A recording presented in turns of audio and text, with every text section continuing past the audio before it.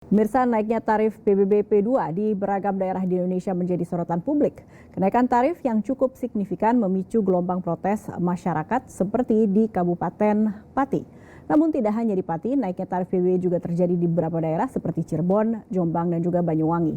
Untuk mengulas hal ini, kami telah bersama Direktur Eksekutif Komite Pemantauan Pelaksanaan Otonomi Daerah atau KPPOD, Arman Suparman. Terima kasih Mas Arman atas waktunya. Sudah bergabung di Nusantara Kini Jawa Post TV. Ya, selamat malam Mbak Puri. Langsung saja, bagaimana KPPOD melihat tren kenaikan tarif PBB di beberapa daerah, tidak hanya Pati, tapi juga Jombang, Cirebon, bahkan Bone? Ya, ini sebetulnya kan turunan dari Undang-Undang Hubungan Keuangan Pusat dan Daerah ya Mbak Puri. Undang-Undang 1 tahun 2022 ini mengubah beberapa ketentuan pajak dan retribusi daerah dari undang-undang sebelumnya. Ada banyak perubahan di sana, mungkin saya langsung fokus ke isu yang menjadi perhatian publik sekarang, soal PBB P2. PBB P2 ini ada ketentuan batas dasar pengenaan tarifnya itu dari yang sebelumnya maksimal 0,3 menjadi maksimal 0,5%. Artinya pemerintah daerah itu punya ruang untuk menetapkan batas dasar pengenaan tarif itu di bawah 0,5% itu. Dan dari catatan kami, Pati sendiri itu menerapkan dasar pengenaannya itu pada dua kategori. Untuk nilai jual objek pajak di bawah 1 miliar itu 0,1%, sementara di atas 1 miliar itu 0,2%. Nanti batas dasar pengenaan ini akan dikalikan dengan apa yang disebut dengan nilai jual kena pajak. Nilai jual kena pajak ini hasil dari apa? Dari nilai jual objek pajak setelah dikurangi dengan nilai jual objek tidak kena pajak, gitu ya.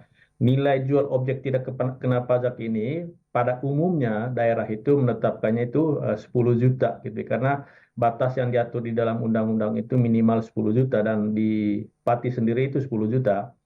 Nah, kenapa sekarang pemerintah daerah itu termasuk Pati itu menaikkan NJOP seperti yang selalu disampaikan oleh Bupati Sudewo ya, itu karena selama 14 tahun terakhir NJOP itu tidak dilakukan penyesuaian, padahal di undang-undang itu harusnya setiap 3 tahun harus ada penyesuaian nilai objek pajak gitu. Bagi kami sebetulnya wajar saja sebetulnya ya, pemerintah daerah itu bisa melakukan penyesuaian karena memang nilai jual tanah, nilai jual bangun kan itu pasti mengikuti nilai pasar. Hanya saja yang menjadi catatan sekarang itu adalah meskipun ada ruang untuk menaikkan NJOP, yang perlu diperhatikan sebetulnya adalah soal seperti apa kondisi sosial dan juga ekonomi masyarakat. Ini yang menurut kami menjadi satu catatan besar terhadap apa yang per hari ini kita lihat di Pati gitu ya. Nah, kenapa pemerintah daerah menaikkan itu? Kami melihat memang sebagian besar daerah, Mbak Puri, gitu ya, masih mengandalkan apa yang disebut dengan transfer ke daerah. Atau dengan bahasa yang lain, kemandirian fiskal daerah itu masih sangat rendah, sehingga mereka itu sangat mengharapkan penerimaan itu dari transfer ke daerah atau dulu disebut dengan dana perimbangan, gitu ya. Nah, sekarang pada tahun ini lebih khusus, gitu ya, pemerintah pusat itu melakukan kebijakan efisiensi, sehingga pemerintah daerah itu sedikit mengalami goncangan atau turbulensi dalam kondisi keuangan daerah, sehingga mereka berlomba-lomba untuk mencari sumber-sumber penerimaan yang berada di bawah kontrol mereka. Salah satunya adalah pajak dan retribusi daerah, dan di dalamnya salah satunya adalah PBB P2 ini. Jadi kami melihat ada hubungan atau kaitan dengan efisiensi itu dengan apa yang sekarang dilakukan oleh pemerintah daerah. Itu yang pertama gitu. Kemudian yang kedua, gitu ya, ketika ada konteks kebijakan seperti itu, pemerintah daerah itu berlomba-lomba untuk melakukan peningkatan pajak dan retribusi daerah. Kami melihat juga di sisi yang lain ada satu keterbatasan atau persoalan yang dialami soal inovasi gitu. Karena dari catatan kami Mbak Puri, selama ini dari sisi kebijakan sebetulnya kalau kita kaji secara legal yuridis ya, atau kesesuaian peraturan perundang-undangan, peraturan daerah terkait pajak retribusi itu sebagian besar atau semuanya itu sudah sesuai dengan peraturan yang lebih tinggi. Hanya saja yang jadi persoalan di daerah itu tidak hanya pada sisi kebijakan, tapi pada sisi administrasi pemungutannya, gitu ya. Banyak potensi di daerah terkait pajak retribusi daerah, tetapi karena sistem pemungutannya masih konvensional, akhirnya potensi yang besar itu tidak bisa dioptimalkan. Jalan satu-satunya yang tercepat dan mudah itu apa? Ya menaikkan NJOP salah satunya, gitu.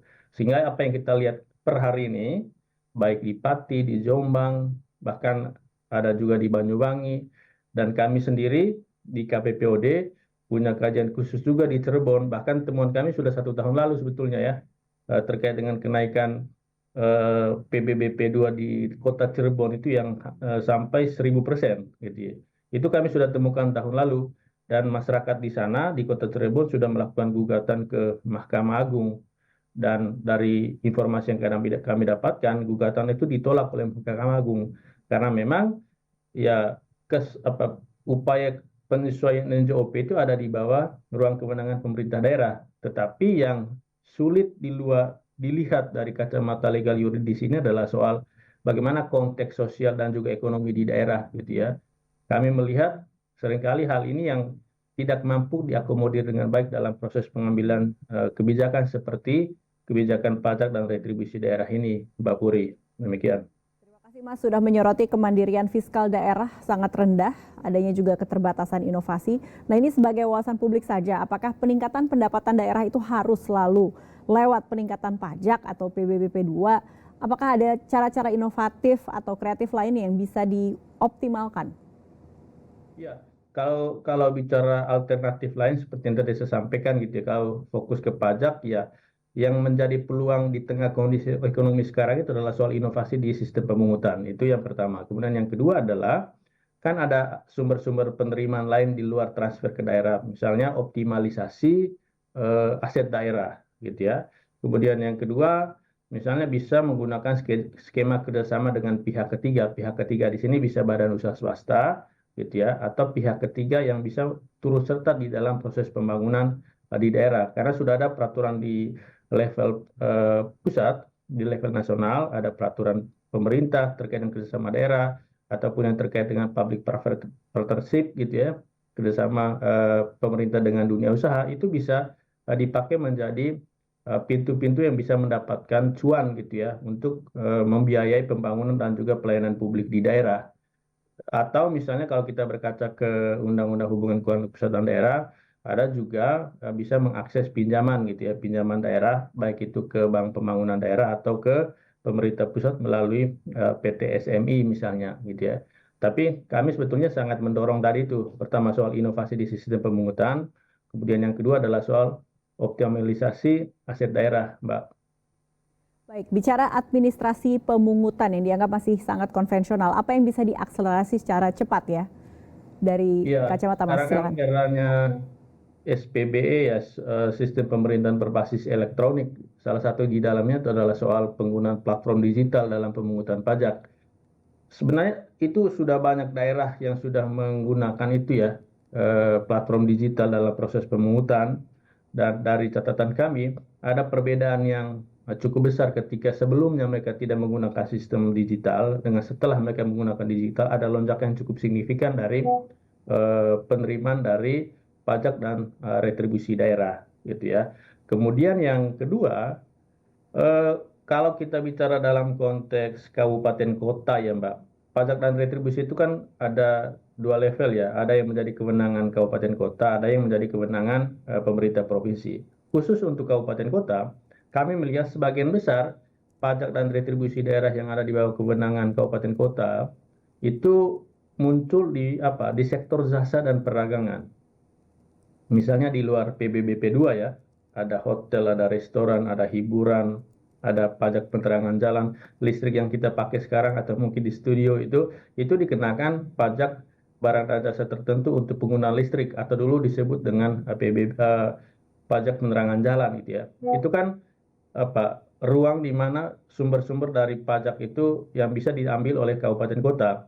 Karena itu sebetulnya kami selalu mendorong kepada pemerintah kabupaten kota itu untuk membuka eh, kemudahan berusaha terkait dengan sektor jasa dan perdagangan. Kita bisa bandingkan saja sebetulnya ya, antara kabupaten dengan kota gitu ya, atau antara kabupaten yang punya keunggulan di sektor jasa dengan kabupaten yang masih mengandalkan sektor primer. Itu PAD dari pajak retribusi daerahnya itu pasti sangat jomplang. Karena itu kami juga mengharapkan kepada pemerintah daerah, terutama kabupaten kota itu untuk memperluas akses terhadap investasi. kalau kita bicara investasi itu tidak bicara investor besar ya, tetapi juga para pelaku UMKM. Misalnya yang terkait dengan pedagang kaki lima, usaha-usaha restoran gitu ya, usaha-usaha di sektor jasa, yang itu adalah ruang untuk mendapatkan pendapatan asli daerah dari pajak dan retribusi daerah.